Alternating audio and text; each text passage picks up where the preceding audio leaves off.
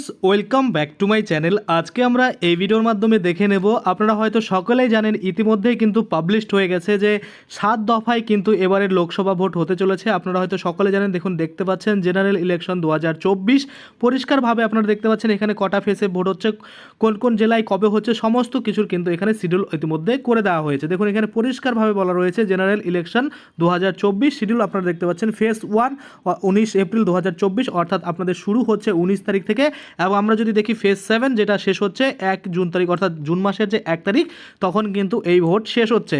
এবং কাউন্টিং যেটা ডেট দিয়েছে, ডেট অফ কাউন্টিং দেখুন এখানে দেখতে পাচ্ছেন পরিষ্কার বলা রয়েছে 4 তারিখে কিন্তু ভোট গণনা হবে।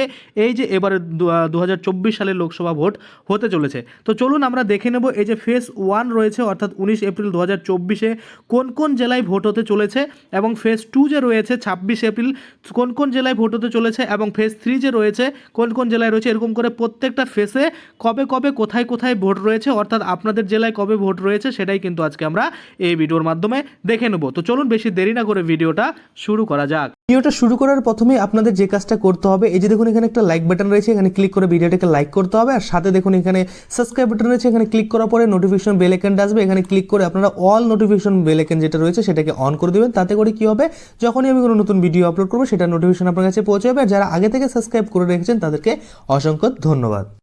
তো দেখুন আপনারা দেখতে পাচ্ছেন আপনাদের সামনে একটা সুন্দর পিডিএফ আমি খুলে রেখেছি, যেখানে পরিষ্কারভাবে কিন্তু বলা রয়েছে যে পশ্চিমবঙ্গ লোকসভা নির্বাচন 2024। এখানে আপনারা দেখতে পাবেন টোটাল 7টা কিন্তু দফা রয়েছে, এবং প্রথম দফায় শুরু হচ্ছে এই যে কোচবিহার, আলিপুরদুয়ার, জলপাইগুড়ি থেকে শুরু করে, এবং শেষ দফা যেটা রয়েছে শেষ দফা কিন্তু রয়েছে মোটামুটি আপনারা দেখতে পাচ্ছেন কলকাতা উত্তর, কলকাতা দক্ষিণ, ডায়মন্ড হারবার, এগুলো কিন্তু রয়েছে। তো আপনাদের আমি জানাবো প্রত্যেকটা জেলায়, অর্থাৎ আপনাদের জেলায় কবে আপনাদের ভোট হচ্ছে, আপনি কোন ডিস্ট্রিক্ট থেকে দেখছেন সেটা কিন্তু অবশ্যই কমেন্টে জানিয়ে দেবেন। দেখুন প্রথম দফায় যে ভোট রয়েছে সেটা হচ্ছে 19 তারিখে, অর্থাৎ 19 এপ্রিল 2024 কোচবিহার, আলিপুরদুয়ার এবং জলপাইগুড়িতে। এবং দ্বিতীয় দফায় যে ভোট হতে চলেছে সেটা 26 এপ্রিল আপনারা দেখতে পাচ্ছেন রায়গঞ্জ, বালুরঘাট, দার্জিলিং। এবং তৃতীয় দফা যেটা রয়েছে সেটা হচ্ছে আপনারা দেখতে পাচ্ছেন 7 তারিখ মে মাসের মালদা উত্তর, মালদা দক্ষিণ এবং মুর্শিদাবাদ এবং জঙ্গিপুরে কিন্তু এই ভোট হতে চলেছে। তারপরে যদি আমরা চতুর্থ দফা দেখে নিই তাহলে কিন্তু আপনারা দেখতে পাচ্ছেন এখানে পরিষ্কারভাবে বলা রয়েছে 13 তারিখে মে মাসের রয়েছে বহরমপুর, কৃষ্ণনগর, রানাঘাট, বোলপুর, বীরভূম, বর্ধমান পূর্ব, বর্ধমান এবং দুর্গাপুর, আসানসোল, এইসব জায়গায় কিন্তু 13ই মে এই যে চতুর্থ দফায় ভোট সেটা কিন্তু হতে চলেছে। তারপরে যদি আমরা দেখি মে মাসের 20 তারিখে হাওড়া, হুগলি, উলুবেড়িয়া, শ্রীরামপুর, ব্যারাকপুর, বনগাঁ, আরামবাগ, এইসব জায়গায় কিন্তু আপনাদের দেখতে পাচ্ছেন পঞ্চম দফায় যে ভোট হতে চলেছে সেটা 20 মে 2024।